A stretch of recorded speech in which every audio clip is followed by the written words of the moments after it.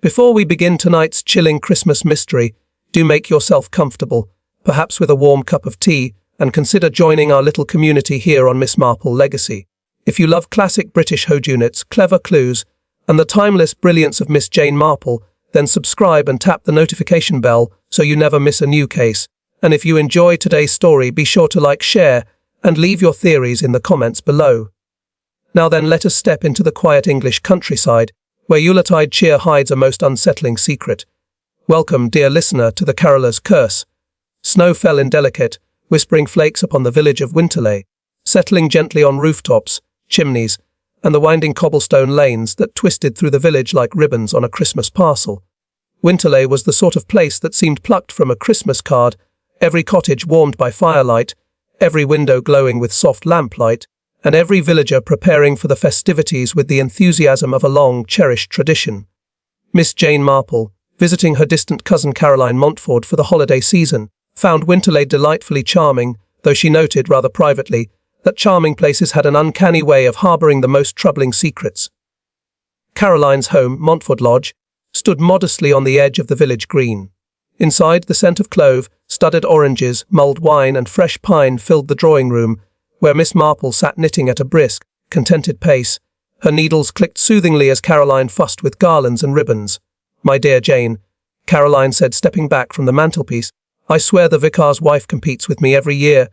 If her holly swags appear any fuller on Sunday, I shall have to concede defeat." Miss Marple smiled. "I doubt anyone truly wins at Christmas decorating, Caroline, though rivalry in a village is as traditional as mince pies." Caroline gave a little laugh, but her expression sobered as the grandfather clock chimed 7. "They should be around soon, the carollers, I mean. Winterley takes its carolling quite seriously." Miss Marple had already gathered that. She'd heard villagers speak with fervour about the Carollers' Circle, an old tradition wherein a select group performed throughout the village on Christmas week. This year, however, talk had grown peculiar. A few villagers whispered that 2 former members had suffered misfortunes. One had fallen from a ladder, breaking his leg the previous month. Another had taken suddenly ill, cursed, someone had murmured at the grocer's, though Miss Marple knew full well that people often ascribed calamity to superstition rather than mundane causes like carelessness or bad weather. Still, she had noticed apprehension in the air. A knock sounded at the door. Caroline hurried to answer, calling over her shoulder, "That must be them." Miss Marple folded her knitting neatly as the carollers entered, 6 of them in warm coats and scarves dusted with snow. They greeted Caroline cheerily and settled themselves before the hearth to warm their hands. Miss Marple's observant eyes took them in individually. Reverend Thomas Selby, the kindly vicar with gentle grey eyes, Margaret Hollingford, the stern choir mistress, Lionel Briggs, the jovial butcher with an outsized voice, Sylvia Pendleton, a quiet young woman with downcast eyes, Henry Burton, Caroline's neighbour, whose affable manner didn't entirely conceal his nervousness, and Edmund Fairfax, heir to the Fairfax estate, handsome, confident, and just a touch arrogant. The group seemed uneasy tonight, though they tried to hide it beneath festive spirit. "I suppose the rumours are circulating," Edmund said breezily as he removed his gloves. "The Caroller's Curse strikes fear into the hearts of the faint-hearted." Margaret sniffed disapprovingly. "Utter nonsense." But Sylvia shivered. "I wish people wouldn't speak of curses." Reverend Selby raised a calming hand. "Let us not disturb the evening with such talk. Superstition only thrives when fed, Miss Pendleton." Caroline clapped her hands. Now, let's have a song before we freeze to death in this draughty hall." The carollers arranged themselves and began, "God rest ye merry gentlemen," their voices blending beautifully until, quite suddenly, one voice faltered. Edmund Fairfax swayed, his complexion draining to a deathly pallor. For a moment, Miss Marple thought he had merely grown faint from the heat of the fire and the cold outdoors. But as he collapsed to the carpet with a soft thud, panic swept through the room like a winter gale. "Edmund," Lionel cried, kneeling beside him. Reverend Selby checked for a pulse. His troubled expression said everything. "He's gone." Caroline gasped, clutching the back of a chair for support. Margaret dropped her music folder, papers scattered across the rug like fallen snow. Miss Marple, rising calmly, made her way to Edmund's side. "Has he had any known ailments?" she asked quietly. "No," Margaret murmured. "Edmund was strong as an ox. But he didn't look well this evening," Henry said, wringing his hands. "He seemed anxious." "Anxious?" Miss Marple stored that away. Her eyes swept the room, lingering momentarily on the steaming teapot Caroline had prepared for the carollers. 5 cups sat half finished on the tray. Only Edmund's cup was empty. Miss Marple adjusted her spectacles. The Christmas caroling had been interrupted by something far more chilling than the wind outside. A man had died, and not naturally, she suspected. The local constable, Harold Gibbons, arrived promptly, though slightly flustered, having been dragged from a small gathering at the village hall. He was a sturdy red-faced man, not unintelligent but not overly inclined toward deep deduction. Miss Marple had known his mother's sister's family in her youth, which seemed to reassure him as he took statements. Edmund Fairfax's body had been respectfully laid upon the parlour sofa, pending the arrival of the village doctor. Caroline offered tea after replacing the pot, and the shaken carolers accepted gratefully. Miss Marple, seated quietly, observed each one. Margaret Hollingford perched stiffly on the edge of her chair, hands clasped in white-knuckled tension. "This is dreadful," she murmured repeatedly. "Just dreadful." Lionel Briggs paced by the window muttering, "But who would want to harm Edmund? Who on earth?" Sylvia Pendleton sat rigidly, occasionally dabbing her eyes. Her gaze drifted to Edmund's still figure again and again. Henry Burton hovered near the fireplace, as though wishing he could vanish into the shadows. Reverend Selby remained calm but visibly saddened. When the doctor confirmed Miss Marple's quiet suspicion, poisoning and uneasy stillness settled upon the room. Constable Gibbons scratched his head. "Poison? But why and who?" Miss Marple leaned forward. "Well, dear Constable, poison is rarely accidental, and if we assume it was administered this evening, we must consider what Edmund consumed." Her gaze drifted to the tea tray. Constable Gibbons blinked. "You don't think? The teacup should certainly be examined," Miss Marple said. "And perhaps its immediate surroundings," Caroline gasped. "You don't mean someone here, someone in my parlour, did such a terrible thing?" "Not necessarily," Miss Marple said gently. "But opportunities are often closer than we imagine." Gibbons collected the cups, though with visible apprehension. Miss Marple's attention returned to the carolers. "Did Edmund behave unusually today?" she asked in her soft, polite manner. Margaret responded first. "Edmund was late to rehearsal, very unlike him, and he seemed distracted." Lionel nodded. "I noticed that too. He kept glancing over his shoulder while we walked to the lodge." Henry, arms crossed tightly, added, "He asked me an odd question earlier, wanted to know if anyone had been asking after him." Sylvia's voice trembled. "He was worried, frightened even." Reverend Selby sighed deeply. "He confided in me 2 days ago. Said he believed someone harboured ill intentions toward him. I urged him to speak with the authorities, but he brushed away the suggestion." Miss Marple's knitting needles would have clicked thoughtfully if she'd brought them into the room. Instead, she folded her hands and regarded the group steadily. "What reasons might someone have had to wish Edmund harm?" Margaret stiffened. "You can't believe one of us." Miss Marple soothed her with a gentle smile. "One must keep an open mind. Motives, you see, are often hidden beneath the most benign expressions." Lionel sighed heavily. "Edmund wasn't beloved by everyone. He had a way of stepping on toes." "Business," Miss Marple prompted. "Family matters, actually," Lionel said. "The Fairfax estate, he argued constantly with his uncle about inheritance, and some villagers felt he looked down on them." Caroline, wringing her hands, added, "I heard rumours, only rumours mind, that Edmund was courting more than one young lady, though he wasn't known for constancy." Sylvia's cheeks coloured, her gaze lowering. Miss Marple noticed. She said softly, "Had you spoken with Edmund recently?" Sylvia hesitated. "Where we were friends." Margaret's sharp interruption made Sylvia flinch. "This is hardly the time to pry into personal matters, Miss Marple." Miss Marple did not take offence. "Sometimes, Miss Hollingford, personal matters lie at the heart of tragic events." Henry Burton now spoke, his voice trembling slightly. "Do you think the curse has anything to do with it?" Constable Gibbons huffed. "Nonsense! There's no such thing as curses." But Miss Marple tilted her head thoughtfully. "Curses, no. But superstitions often disguise very real grudges, jealousies, or warnings. Tell me, what precisely is this caroller's curse I've heard so much about?" Lionel and Sylvia exchanged glances. Finally Lionel said, "Decades ago, one of the carolers met with an accident, fell through the ice on Christmas Eve. Folks said he'd been quarrelling with another member. Ever since, strange incidents have troubled the group. Illnesses, accidents. People said anyone who wronged the carolers would pay for it." Miss Marple nodded. "And lately, 2 members suffered misfortunes." Margaret pressed a hand to her chest. "Surely." "Perhaps," Miss Marple said softly, "but in my experience coincidences are often purposefully arranged." A hush fell over the room. Miss Marple rose slowly. "I wonder, would it be terribly inconvenient if I asked to examine the coach room? Somewhere Edmund may have placed belongings before tea." Caroline blinked. "Of course, Jane. It's just down the hall."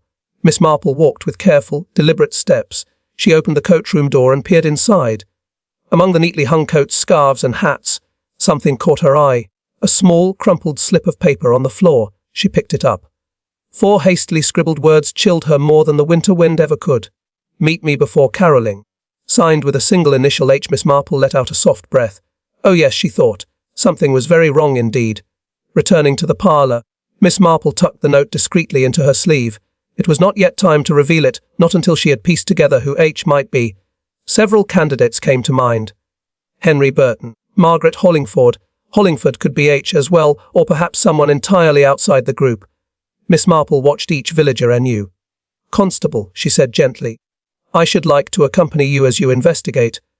My experience with such matters has been well not inconsiderable. Gibbons nodded gratefully. I'd be glad of your help, Miss Marple. Turning to the carolers, Miss Marple said, if you wouldn't mind staying nearby, there are a few more matters to clarify.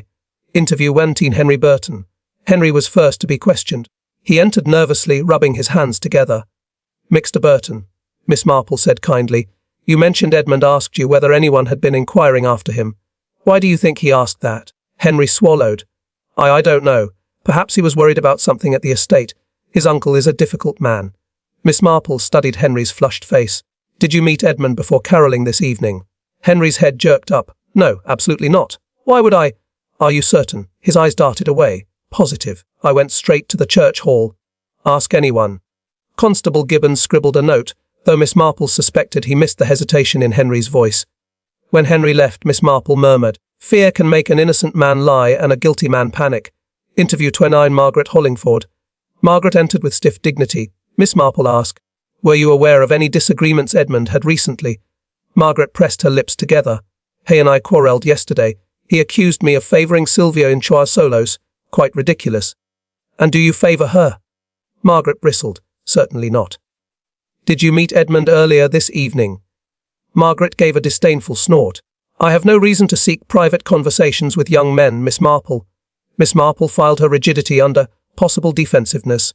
Interview 30 Sylvia Pendleton. Sylvia came forward timidly, hands clasped in her lap. My dear, Miss Marple began softly, you and Edmund, were you closer than the others? Sylvia nodded, eyes glistening. Where we were fond of one another, but recently he pulled away. He said he had troubles he couldn't involve me in. What kind of troubles? I don't know, but he seemed frightened. Miss Marple reached over and patted her hand. Did you meet him before caroling? Sylvia hesitated too long. I saw him briefly, she whispered. Just outside the church, he was pacing. He told me to go ahead and not wait for him. Interesting, Miss Marple thought, very interesting. Interview 40 Lionel Briggs. Lionel entered with heavy footsteps.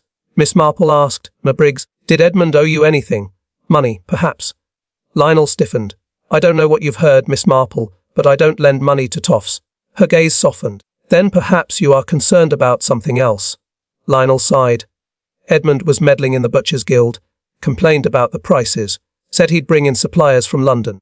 Would have ruined half the village tradesmen. That could make many people resent him. Yes, Lionel muttered, but not enough to kill him. He avoided her eyes. Interview 50 Reverend Selby. Reverend Selby sat gently, hands folded. Reverend, Miss Marple said, you mentioned Edmund confided in you. Yes, he said someone was threatening him. Did he name this person? No, merely that the warnings were anonymous. And did you advise him to speak to the constable? He did not. Miss Marple nodded. Did you meet him before the caroling? Selby thought for a moment. No, I arrived at the church with Margaret. Miss Marple believed him. When interviews concluded, the carolers returned to the hall to await further instructions. Constable Gibbons sighed. They all seem suspicious. Miss Marple smiled faintly. Suspicion, dear constable, is often like snow, beautiful from a distance, but treacherous beneath one's feet. She withdrew the crumpled note from her sleeve. Edmund was asked to meet someone, she said softly. Someone with an H. Arendesvis before caroling. Gibbons frowned. Henry Hollingford. Or someone else entirely. But this note suggests premeditation. Miss Marple's gaze drifted toward the window. Footprints, fresh ones in the snow, leading away from the coat-room door around the side of the lodge. Constable, she said, rising, I believe we must follow those prints. For answers lie not only in spoken word but in silent tracks. Together they stepped into the frosty night. As the wind whispered through the trees, Miss Marple knew the most crucial clue was waiting just ahead. Winterly's secrets were beginning to show through the snowfall. The footprints led around the rear of Montford Lodge toward a small shed used for storing firewood and holiday decorations. A lantern glowed faintly inside, its light flickering. Miss Marple approached it cautiously.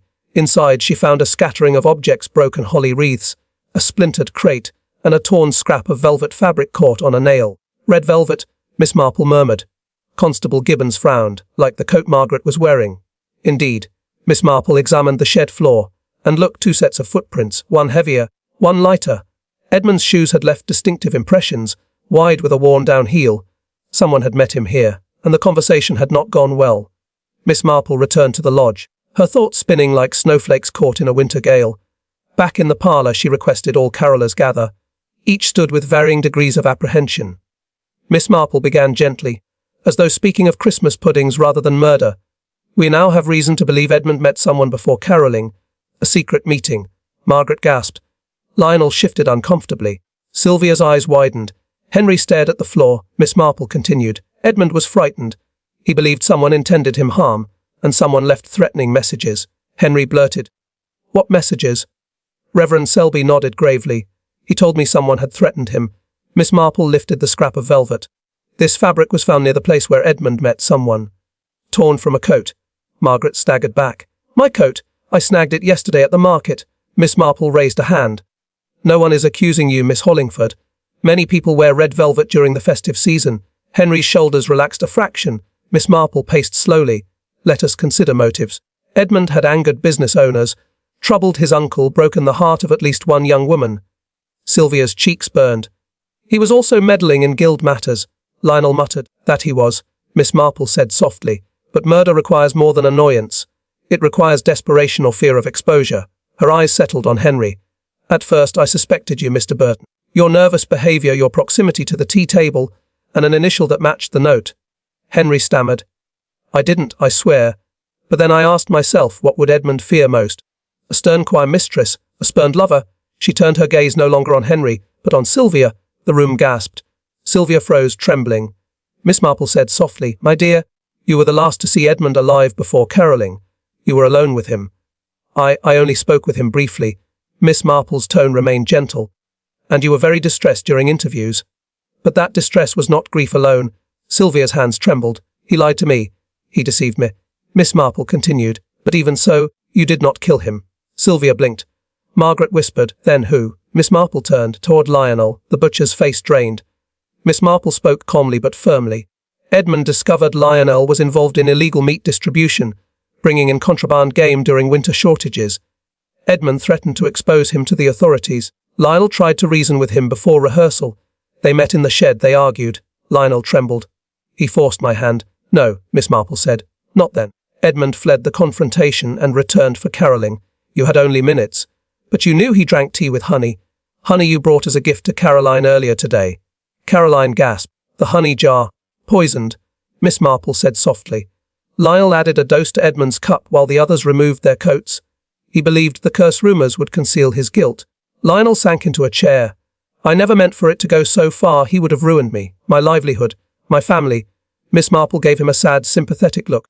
Fear drives people to dreadful extremes. Constable Gibbons stepped forward solemnly. Lionel Briggs, I must place you under arrest.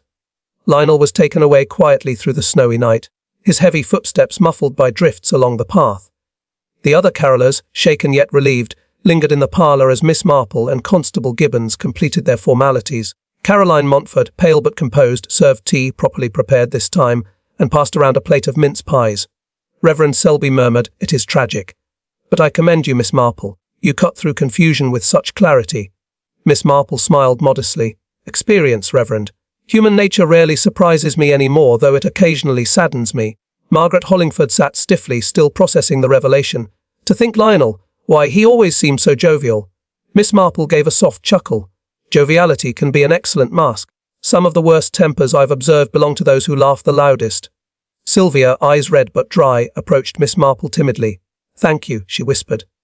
I feared you suspected me. Miss Marple placed a comforting hand on her arm. My dear, heartbreak can make a person appear guilty. But your sorrow was genuine. Henry Burton let out a long breath from across the room. I must admit, I feel a fool. I thought the curse was real. The only curse in Winterley, Miss Marple said, was fear and secrets hidden too long. Constable Gibbons cleared his throat. Miss Marple, I must thank you. Without your insight, I might have taken these rumours at face value. Rumours? Miss Marple replied gently. often contain a morsel of truth wrapped in layers of imagination. One must peel carefully. The carolers nodded in agreement. A final piece of the puzzle. The room warmed as the fire crackled, restoring comfort where dread had lingered. Snow continued to fall beyond the windows, blanketing Winterley in a serene stillness. Henry approached Miss Marple. "How did you know it was Lionel? He seemed the least clever of us." Miss Marple chuckled softly. "My dear Mr. Burton, cleverness has nothing to do with guilt.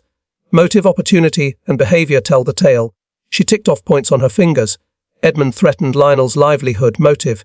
Lionel arrived early with honey, opportunity. And Lionel watched Edmund intensely all evening, behaviour. Henry nodded slowly. "And the note?" "Henry, yes. That puzzled me," Miss Marple said. "But it wasn't from you." Edmund scribbled it himself as a reminder. He meant to confront the H responsible for reporting him, H being Hollingford's cousin at the estate office, who had told Edmund about Lionel's dealings. Margaret gasped. "My cousin, but he barely knows Edmund." "Sometimes," Miss Marple said with a twinkle, "even distant connections play unexpected roles." Winterley restored.